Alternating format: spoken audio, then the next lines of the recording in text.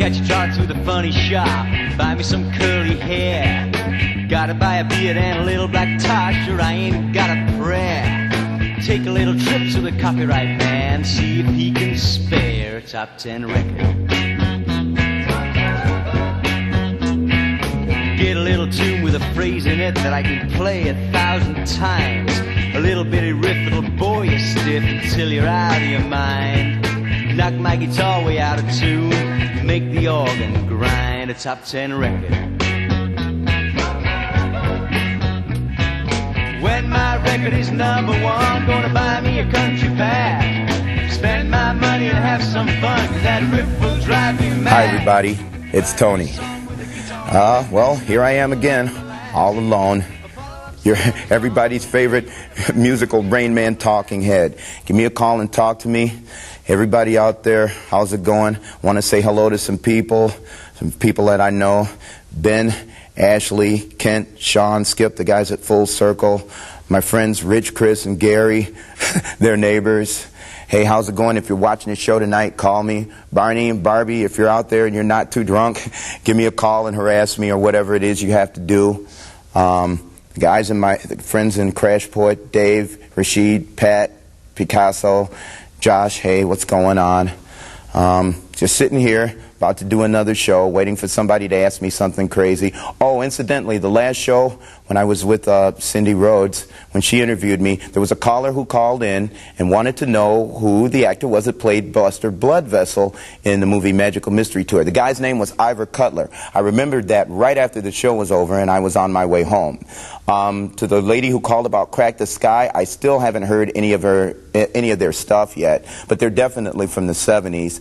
And Sesame Street Fever, that was Grover that was on the front cover of Sesame Street Fever in the leisure suit doing the John Travolta thing. That was not the Cookie Monster, it's Grover. Sometimes it's easy to get the two confused. I mean, they're both blue and they have big buggy eyes and all that other kind of stuff.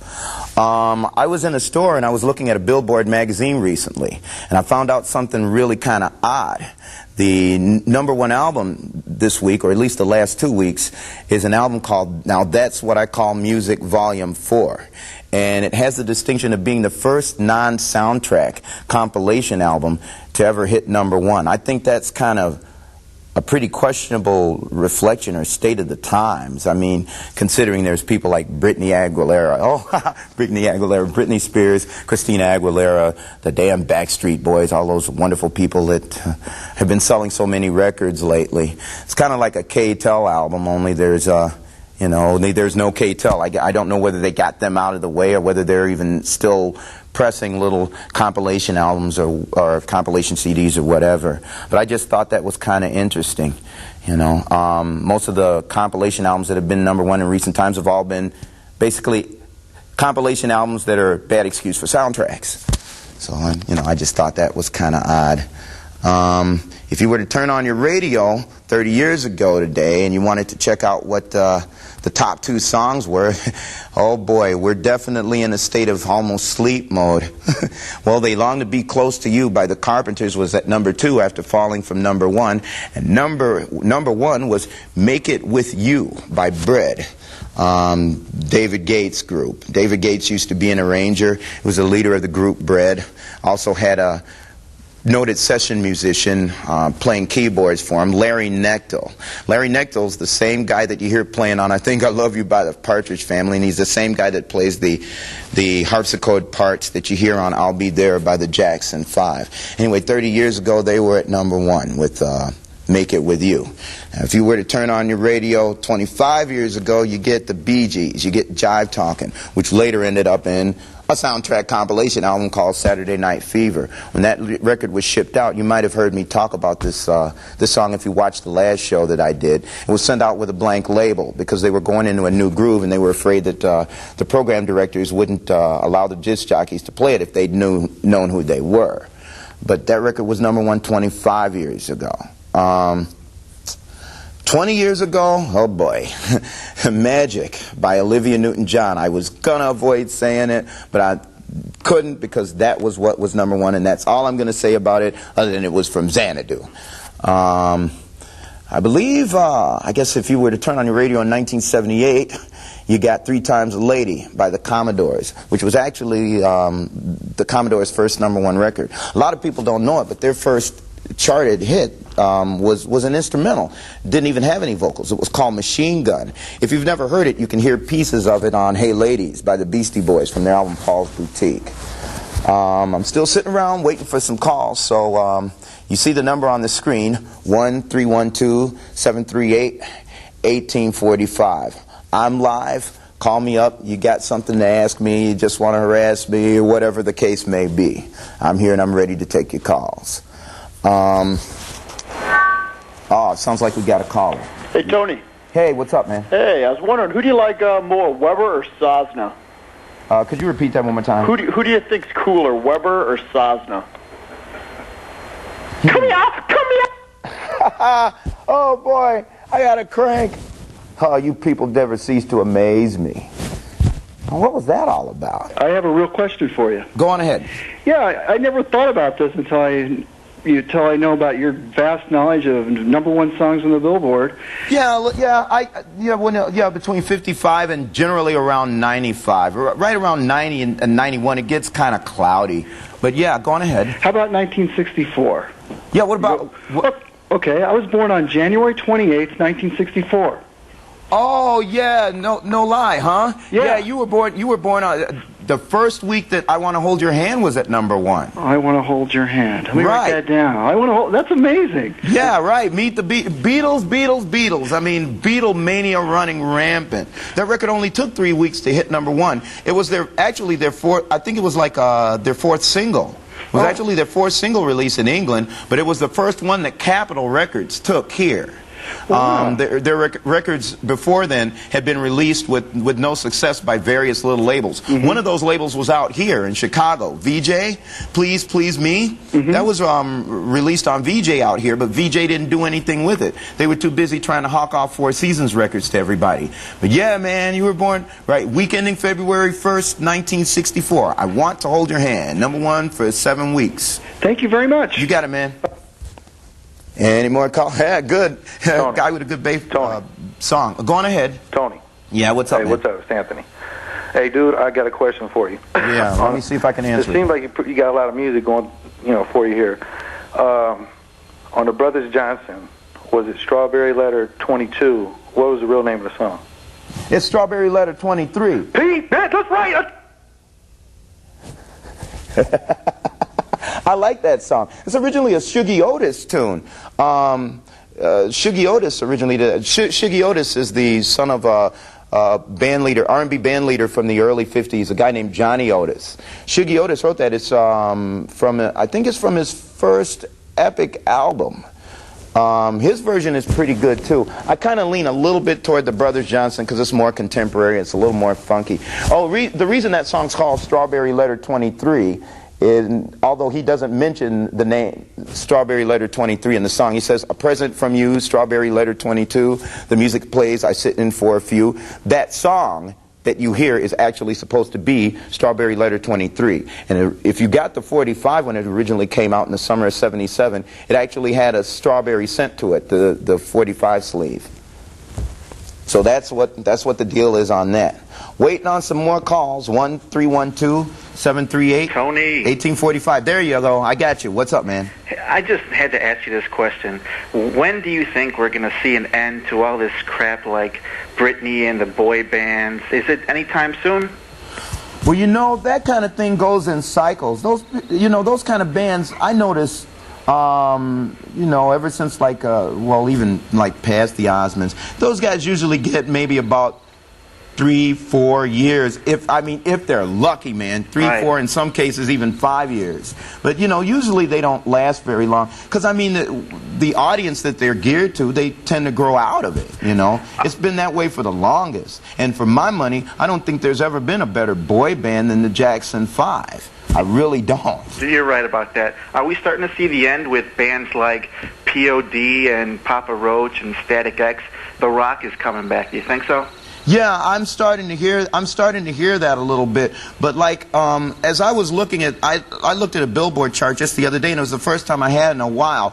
It seems like there's just such a lull. There's no focus. There's just a bunch of crazy stuff out there. I mean, there's a compilation album, a K-Tel style compilation album at #1. I think that's definitely a statement, you know, because I mean, the kids would just as soon go out and get that CD than to get a whole one, because there might not be things on the CD that they get that, you know, other songs that they might not even like. I mean, there's songs that are actually hitting the Hot 100 that aren't even single releases. Right. The program directors are just picking them off the CDs and playing them and seeing if the kiddies will chew them up and go out and spend $16 and $17 on a CD and risk whether the rest of the CD's any good. Right. Let me just let you go with this question. What's the next big thing coming out? Woo, boy, man, that's a real good question.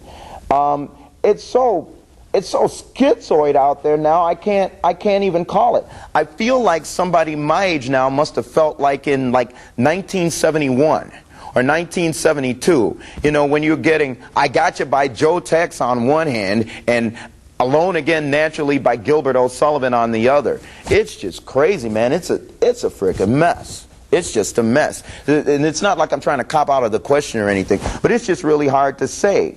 I mean, you know, when you in the early 90s, you know, when the gangster rap was going on in the grunge, it was hard to see that, but you could tell that everybody was sick of that hair metal type of thing that was going on.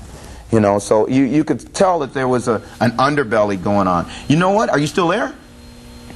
You know, I get. Well, anyway, I was thinking also, when you're talking about Britney Spears, the Backstreet Boys. Yeah, go on ahead. I'll finish my point later. Hey, what's going on? Sorry. Hi, how you doing? I'm okay. I have a question. The Gene Chandler song, Rainbow. What year did the first one come out, the original? Oh, Gene Chandler's Rainbow. Yeah, Curtis Mayfield wrote that. Early 1960s, 1964. I think it was. Was 64? And then he did a live version of it. What year was that one? Yeah, what was that? What year did the live version come out? The live version is 1965. As a matter of fact, that version came out and was released as Rainbow 65.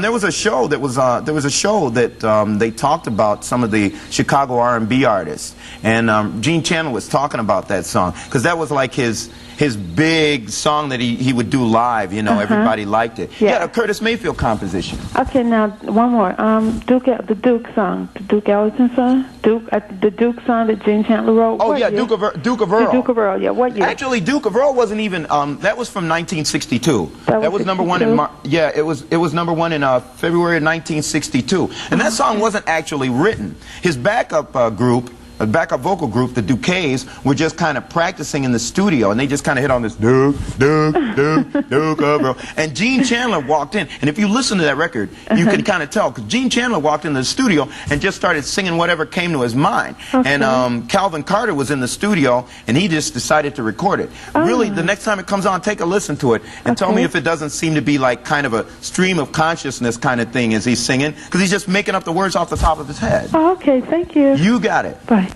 All right. Anyway, the point I was trying to make before is that I think that, you know, the prosperous times we're supposedly living in now lends for things like Christina Aguilera and Britney Spears and the Backstreet Boys. I mean, the kids have more money now than I think any other generation of teenagers before has had. So naturally, they have a lot of confectionery things. Read that bubblegum to spend their money on. I mean, there may be people out there who are watching me now that may disagree with me, but I think that in the early 90s when Bush was president, I mean, we were in a recession. We just come out of this damn Operation Desert Storm conflict, and people were kind of angry. So on one side of the tracks, you had all the gangster rap and that kind of stuff, and then on the other side of the track, you had the grunge. I mean, no longer did you have to be a pretty boy to make it on MTV. You could be, your band could be as racially or culturally diverse or as ugly as they wanted to be, and it would work for them, you know. Tony. Hey, what's up, man? Hey, what's up, dude? It's me again. Listen, I wanted to ask you on gangster rap and stuff like that. Yeah, go ahead. Like, where's the fine line that you draw between stuff you could listen to and stuff you should just, you know, what's a bad influence and what's a good influence? Is there something you prefer? Or what's the line for you? Well, for me, man, I've always admired a of all those the kind of bands, the gangster rap bands, believe it or not, even more so than the lyrical content, because that's just them expressing whatever they want to express. Me being playing and stuff, it's hard for me to to be subjective about that. But I've always admired Dr. Dre's work because I think he's a great producer. I think he's got a good ear, and he knows how to lay down tracks. Now, as far as bad influences, I think that's left up to the listener. I mean, if a listener is a psychopath, it's not the artist's fault. Go on ahead. I hear a call. Tony. Yeah, what's up, man? Hey, it's Tom calling. I got a quick question for you. Go on ahead, man. Give me your thoughts on Napster. Oh, say that again. It sounded like you said something about Napster. Give me your thoughts on Napster. Wow, that's a good question too. I watched an interview that was between Lars Ulrich and Chuck D, and they were talking, and Chuck D was for it, and Lars Ulrich was against it. I don't know, man. I kind of think the idea of people putting that kind of thing in their hands, that should be something that, they can do if they want to. I personally don't think that Napster is going to really ruin ruin record sales anyway. I mean, I'm looking at the charts and I'm seeing albums that are selling 6, 7, 8 million copies a shot. I mean, not everybody has. What they tend to forget is not everybody has, and I'm looking up at the speaker, you see that?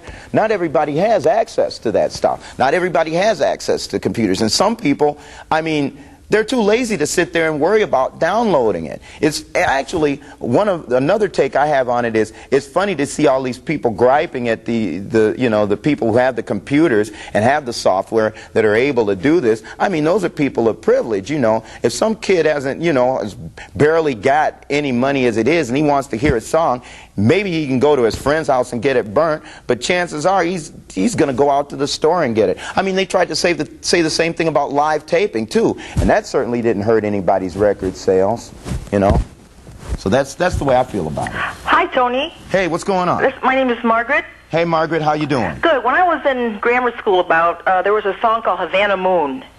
I don't know if you remember that. Oh, yeah. Now, I remember. Now, there's two versions of it I know of. Okay. One was originally done in, 1956. Okay. By Chuck Berry. And I know Santana redid it, I think, in the 80s. Okay. Yeah, I like that song. That's a cool tune. Yeah, and so Chuck Berry did it originally, right? Yeah, sure did. Willie Dixon's playing bass on it. He's playing stand-up bass. Okay, because I seem to remember being in school, and it was like a grammar school time, and for some reason there were only a certain number of copies out, and you couldn't even buy it then. It was sold out or something. Is it possible to find that now? Yeah, you sure can, man. Since MCA was able to get the chess catalog in '85 from Sylvia Robinson. Sylvia Robinson had all the chess masters. She's the lady that was responsible for putting out all the Sugar Hill things. When she sold the Sugar Hill company to MCA, that's where all the chess masters went. So you can find that on right now, as a matter of fact, the Chuck Berry Millennium Collection. I think it might be on that. Okay, Chuck Berry Millennium. Yeah, Okay. You can, because all of his stuff that he's done since MCA acquired all the chess masters, that's still out. You can get all that stuff. Oh, cool. All right, thanks a lot. No problem. Okay, 1-312-738-1845. I can heed, you can read, give me a call, I'm here.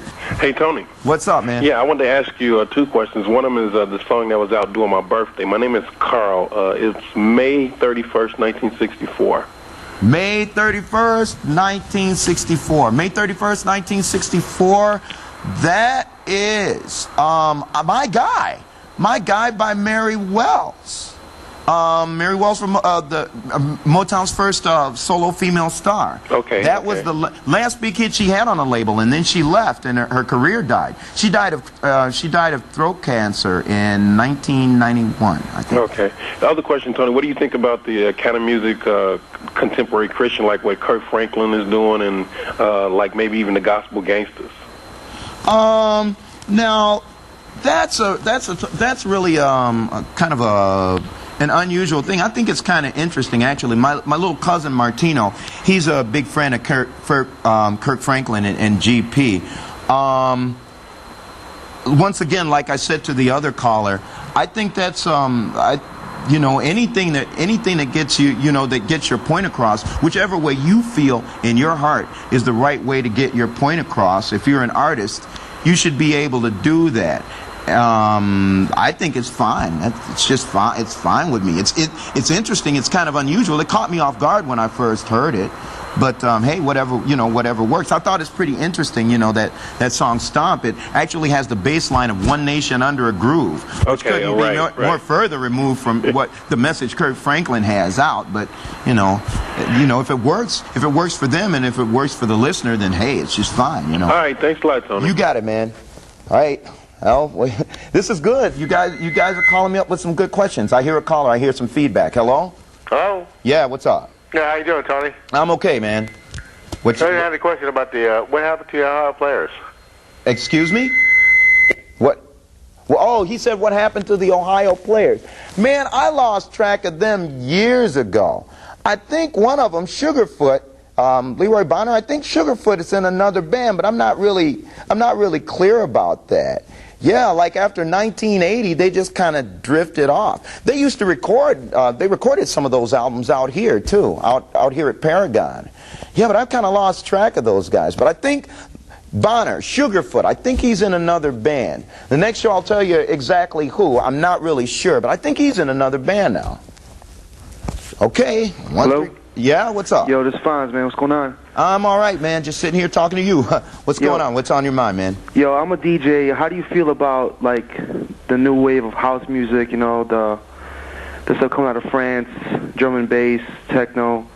How do you feel that's changing? Because I'm noticing a lot more of electronic music on TV, on commercials. And Oh, yeah, man. Well, for me, personally, I'm more of a, you know, I'm kind of more of a more melodic, you know, kind of structured thing. You know how the techno beat is basically, it's to me it's atmospheric music. It's meant to move you. You know, you're supposed to dance to it. It's not the kind of stuff I'd want to listen to for me personally at 8:30 in the morning when I'm driving in my car. But it's mood music, and that's what it's there for. But as far as the state of it goes, I think maybe it could, maybe there should be a little more, there might be, you know, I'd like to see them use that and put it in kind of the context of more of an accessible song. I mean, I was raised on more more straight ahead, more accessible melodic type things. I like to hear it used for that a little bit more, I think. Yeah, the thing is sometimes with that is now they're starting to use a lot more authentic. What I'm saying is they're using a lot more real musicians with it. It's not. Yeah. Oh, more organic music. Yeah, yeah. Hey, I tell you what, if you can get that to work, I think that's great, because I think that every instrument has its own voice, and I think that if you know how to get your instrument to work right with that kind of thing, it should be just fine. I've been wanting to play bass on some, matter of fact, I've been wanting to play some bass on some things like that. You know, if you can get it to work, it's okay. You know, like I said, every instrument has its own sound, you know, has its own voice, and it can work well with that kind of thing if you know what you're doing. But that depends on the musicians and the guy that's working those beats, man. That's what it's all down to, you know. Hi, do you remember a song called Cannonball during the 1980s? I think it was by Willie and the Poor Boys. I think I'm going crazy. I remember it was on the charts. It might have been a lower charted one. I'm sorry about that, man. I don't remember that. I don't remember that song at all. Okay. So, that catches. You threw me for a curve, man. Good, cool. You know, awesome. But no, who did you say they were by? Who did you say it was by? Cannonball by who? I think it was Willie and the Poor Boys. Oh man, you got me there. That's terrible. I'd like to be able to help you. What are you looking for, or something? He didn't answer. Oh, okay. It sounds like another call. Hello? How you doing, Tom? Hey, what's up, man? All right. I like to wait a minute. All right. Okay, I like to say, do you think? Oh, he got cut off.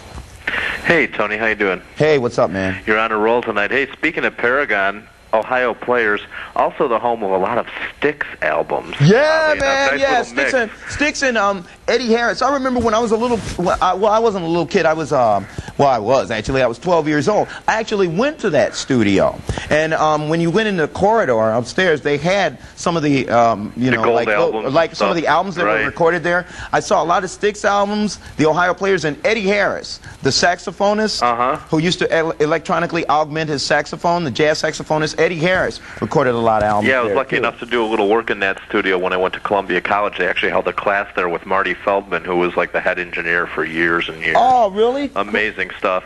Hey, you're on a roll with the birthdays. Let's give you one more. Okay, go June ahead. 26th, 1965. Say that again? June 26th, 65. June 26th, 1965. Yeah.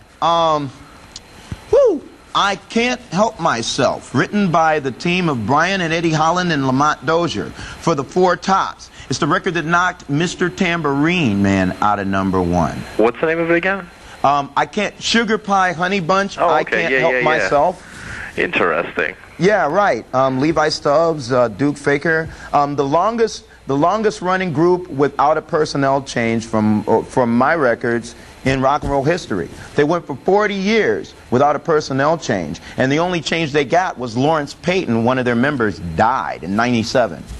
Oh, that's They still tour as the Four Tops, although there's only 3. Right. Hey, first time catching you. You're doing a great job. I like this. You on all the time, or how often are you on? When Fred allows me the privilege of being on the show, But I'm having a good time tonight. This is cool. You guys are calling up with some good questions. Hey, Tony. Hey, thanks, man. Glad you called me. Hey, Tony. Yeah, what's up, man? I got a question again. As far as if you know about like Parliament Funkadelic and Bootsy Collins, right? Like they were all together at first, right? Parliament Funkadelic. Could you tell me like what see, George Clinton used to work out of Detroit. He worked for a guy named Ed Wingate, who had a Motown rival company up there called Golden World Rick Tick. Okay. Revelot Records. So George Clinton was working with them, and Bootsy was when he was like 17, 18. I'm sure you might know this. He was playing in James Brown's band. Right. When you hear Super Bad, Soul Power, Talking Loud and Saying Nothing, Get Up, I Feel Like Being a Sex Machine. That's Bootsy. That's Bootsy playing bass there. Okay. So he had some real good training. Okay. What else? Were you going to say something else? You know how Eddie Hazel and that whole influence came in there, right? Say that again now? Eddie Hazel with the Parliament Funkadelic. Right. Oh, yeah. And, you gone? Well, the flash is up on the screen. Okay, so then but I'm still why did talking they split up? Why did they go apart? Why did they go their own separate ways, Bootsy Collins and Well, from what I was able to read, I've read some interviews. It just started to get legal matters were involved, and people's wives were involved, and everything like that. And George.